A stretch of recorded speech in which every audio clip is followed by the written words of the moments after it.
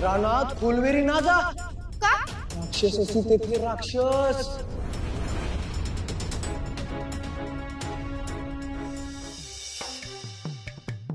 मजभेळ दाखवीत.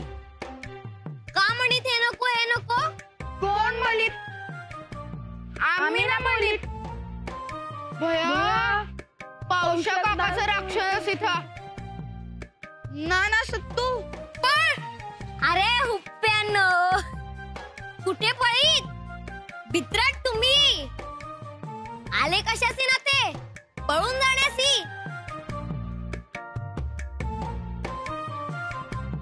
ए नको. का नको? जिवंत आहे जिवंत आहे.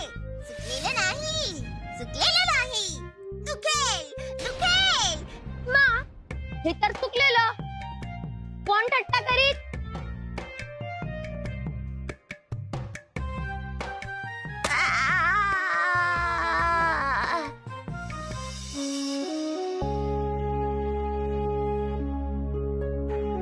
ना चुकलं चुकलं.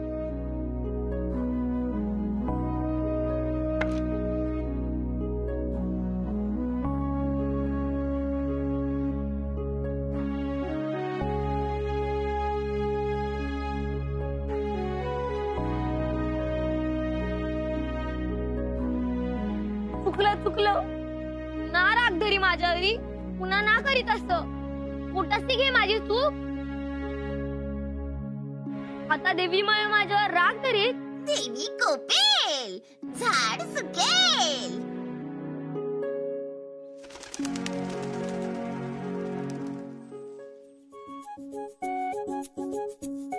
म्हणजे तू बोलत असीत.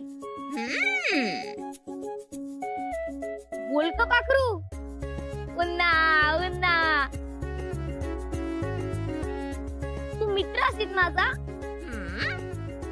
मी सत्तू. तूच काय म्हणीत? माझं काय म्हणीत? अरे मी म्हणीत तेच तू बोलीत. तेच तू बोलीत.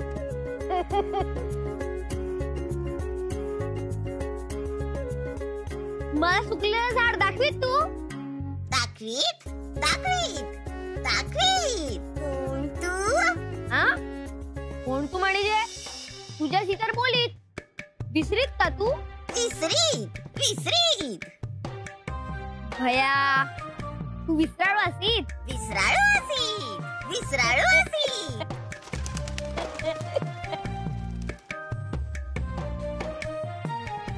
ए कुठे जात? मला सुकलेलं झाड दाखवीत तू. विसरीत विसरीत विसरीत. मी तुला आठवण करून देत. चल दाखव मला सुकलेलं झाड. चल चल.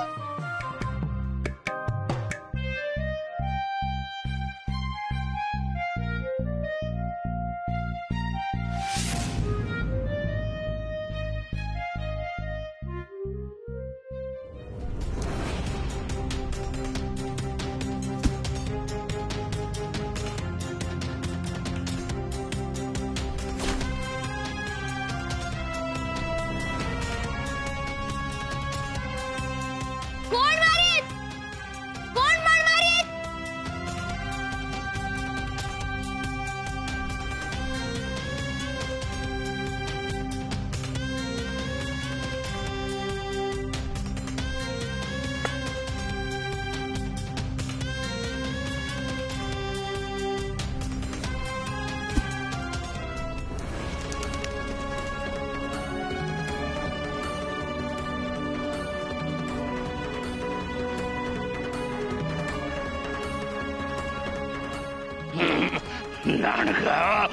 का मारीतस तू मार?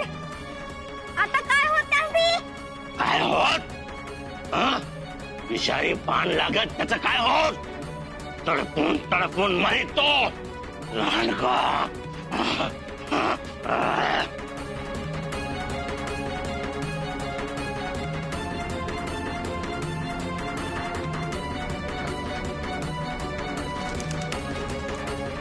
गेला तो. तू पण जाणार.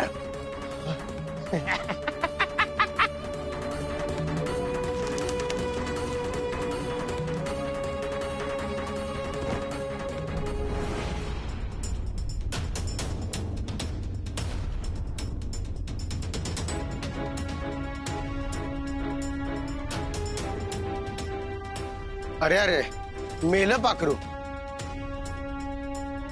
नाही नाही धपापतय, जिवंत आहे अजून. अरे किती वेळ धपापणार, मरतोय बघ.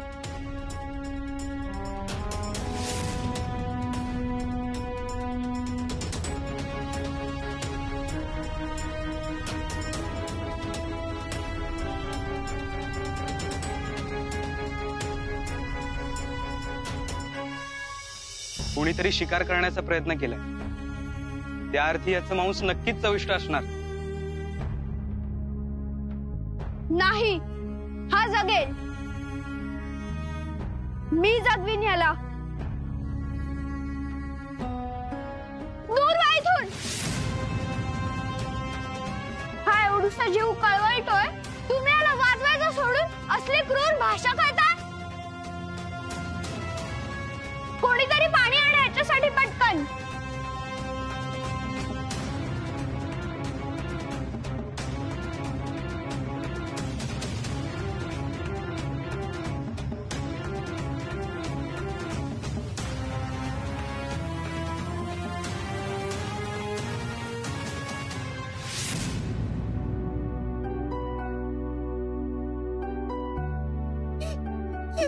सुरंगी, माझ्याकडे माणिक नावाचा पोपट होता. लाल तुटुक चोच होती त्याची. तो देवा घरी गेला तेव्हा त्यांनी अशीच मान टाकली होती. हा पण जाणार. जाणार म्हणजे कुठे जाणार? म्हंटल ना देवा घरी म्हणून. माझी आई, तुझी आई, माणिक हे सगळे देवा घरी गेलेत. खरंच? हो. नाही, मी ह्याला देवा घरी जाऊच देणार नाही, काहीही झालं तरी. पण कसं वाचणार हा? काय खातो, काय पितो ते सुद्धा माहित नाही आपल्याला.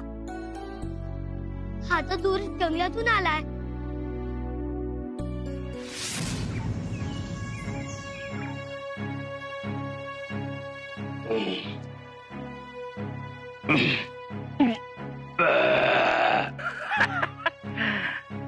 तुला खायच्या आधीच ढेकरा यायला लागले मला. सोडित ना मी तुझा आज. सोडित ना मी तुझा आज. का? मी काय खोडी काढली असेल तुझी? आवाज बांध. तो लुसलुशीत पक्षी खायचा होता मला. तुझ्या पाय निसटला तो. 4 दिवस झालं पोटात भूक खवळली असेल. तुझ्यासारखी लहान लांडगी पोरं नडीतात मला जन्मभर. एक दिवस असा होता, उलक्याशी पाहून थरथर कापी सारे. ते बारक पोर पळून दिलं नाही याकरिता शाल्वच्या उग्रसेन राजाने पाय मुडीला माझा. एका पोरापायी पाय गेला, दुसऱ्या पोरापायी माझं सोनं गेलं. या रानात आपल्या हाताने दडवलं होतं सोनं. आता धुंडीत ना सापडीत चकवा लागेल. न नगरात जाता येत, न रानात राहता येत. रानगा दिशीत त्याचा जीव घ्यावा वाटेत.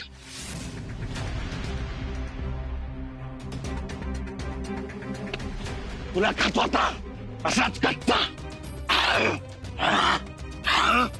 यमराज येणार, तुझा जीव घेणार, मग मी तुला खाणार. एवढा वेळ भूक ना धरीत मी. कोण यम?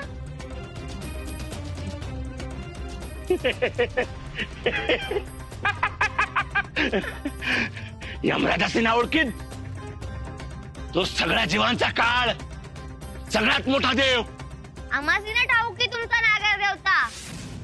आमचा देव हे रान आणि लिंगोबा. मी लिंगोबाची हाक घालीत तर तो तूच पळवून लावीत. यमराजाचे या विश्वात कुणीच ना पडवून लावीत. मी ना भी तुझ्या यमराजास. मला काळजी त्या निष्पाप पक्षाची असती. त्याची विनाकारण बाण मारीत तू राक्षसा. आपण इथं बांधून असेल आणि चिंता त्या चिमुटभर पक्षाची. गेला तो, मेला. निशाणी बाण लागल्यावर जीव जगतो काय?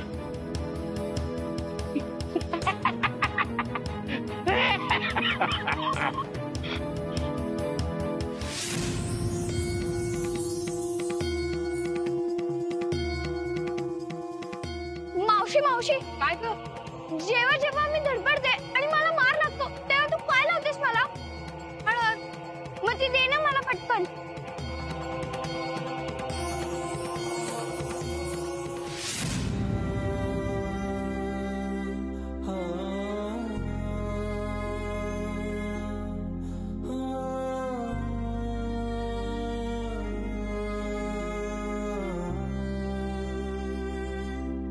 आता हळद लावली आहे ना तुला, तू अजिबात काळजी करू नकोस. तुला काहीही होणार नाही. तू अगदी शांतपणे झोपून जा. तुला खूप बरं वाटेल. तुला भूक लागली का? पण तू काय खातोस? मावशी याला दूध द्यायचं का? का फुकटाला देतात तसं पेरू? का सगळ्या फळांचा रस द्यायचा? हो हो सावी, सावकाश. हे बघ, आपल्याला या पक्षाबद्दल काहीच माहित नाहीये. तुला टेक करता दुसराच होऊन बसेल आणि आपल्यामुळे जीव जाईल त्याचा. आणि सावी, त्याच्या प्रार्थनात जर मृत्यू लिहिला असेल तर त्याचा दोष तुझ्यावर येत नाही बाळा. असं कसं? ज्या अर्थी तो माझ्या आश्रयाला आलाय त्या अर्थी तो माझ्या प्रार्थनाचा भाग नाही का झाला? म्हणजे मी त्याला वाचवायला हवं. अगं असा हट्ट नको करूस साऊ. तू त्याला कसा वाचवणार आहे सांग बघू.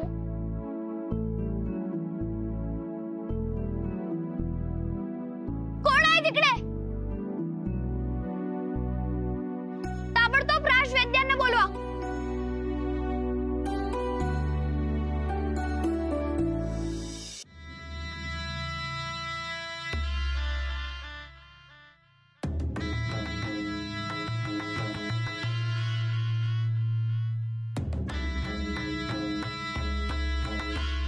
वास्तविक लेप लावण्याची काहीच गरज नव्हती. अगदीच किरकोळ दुखापत आहे. काही न लावताच ही जखम बरी झाली असती थोड्या अवधीत. असं आम्ही तुम्हाला राजवैद्य म्हणून नियुक्त केलं, भरपूर द्रव्य देतो, ते काहीच काम न करण्यासाठी. तर तसं नव्हे राजमाता, परंतु कारण नसताना. राजमाता आहेत त्या. त्यांच्या पावलाच्या नखाला नखभर जरी इजा झाली तरी त्याची दिवस रात्र काळजी घेणं हेच तर तुमचं कर्तव्य आहे. त्यात हय काय नको.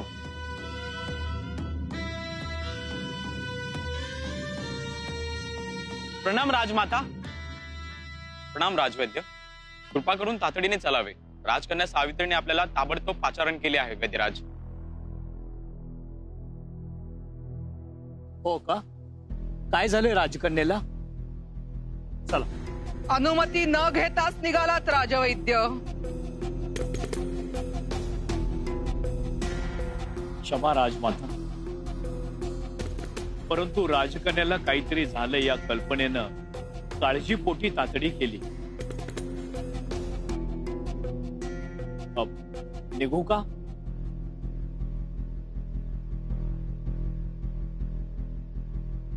कधी दिली आम्ही आज्ञा?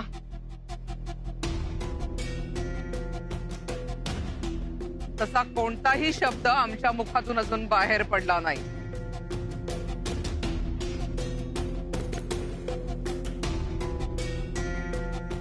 क्षमा, परंतु काय झालंय काय राजकन्येला? राजकन्येला नाही राजमाता, पक्षाला. एक पक्षी जखमी होऊन पडला पायाशी, त्यामुळे त्या कासावीस झाल्या आहेत. पक्षाची तब्येत ढासळते, कधीही जीव जाईन अशी स्थिती आहे. म्हणून तातडीने बोलवलंय त्याला वाचवण्यासाठी. कधीही जीव जाईल असं म्हणतोयस ना? मग राजवैद्य येऊन काय करणार आहेत? हातातलं काम टाकून निघालेत. काही आवश्यकता नाहीये जायची. आमच्या पायाची काळजी घेणं अधिक महत्वाचं आहे. राजवैद्य, कुणाच्या चाकरीला आहात आपण?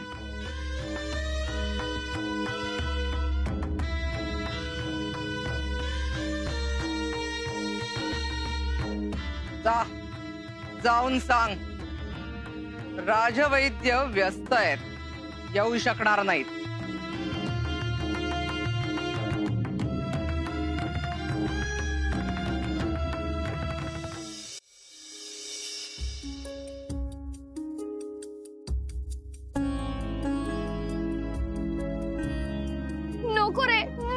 सोडूस. आपले राजवैद्य नक्की बरं करतील तुला. फक्त तू जिद्द सोडू नको. येतीलच ते आता. नाही येऊ शकत राजवैद्य. या क्षणी ते राजमातांच्या सेवेत आहेत.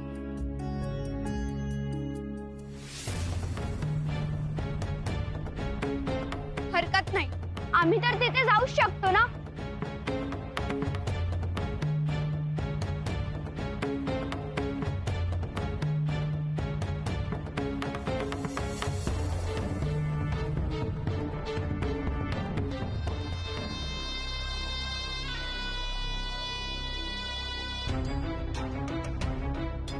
लेप लावण्याचं काम पूर्ण झाले राजमाता. तेव्हा येऊ का आता आम्ही? नाही नाही, आम्हाला रात्रीची शांत झोप लागत नाही हे तर सांगायचंच राहिलं. राज्याची चिंता सतावते आम्हाला. राज्याला वारस नाही ना, त्यामुळे शांत झोप लागावी यासाठी उत्तम औषध द्या. ठीक आहे, औषध शाळेत तयार करतो आणि शिष्याकरवी ताबडतोब पाठवून देतो. येऊ आता? अहो निघालात कुठे? विश्वंभटांची नाडी परीक्षा करा बघू. त्यांची प्रकृती ठीक नसते आजकाल. त्यावर काही उपाय आहे का पहा.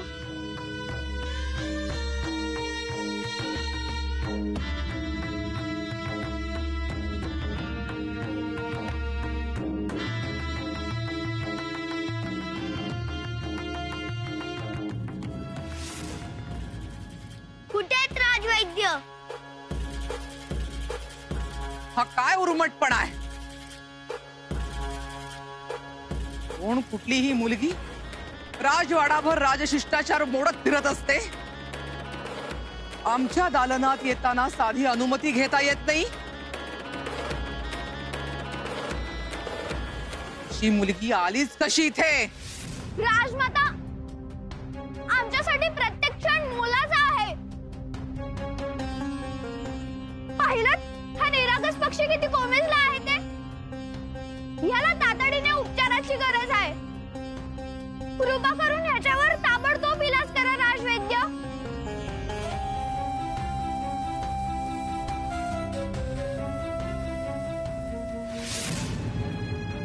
वेळ घालवू नका राजवैद्य. याच्यावर ताबडतोब उपचार करा. वाचवा या जीवाला. काय रानटीपणा चाललाय हा? हा असा कुठल्या तरी रानातला मरायला टेकलेला पक्षी घेऊन राजवाडाभर फिरताय तुम्ही?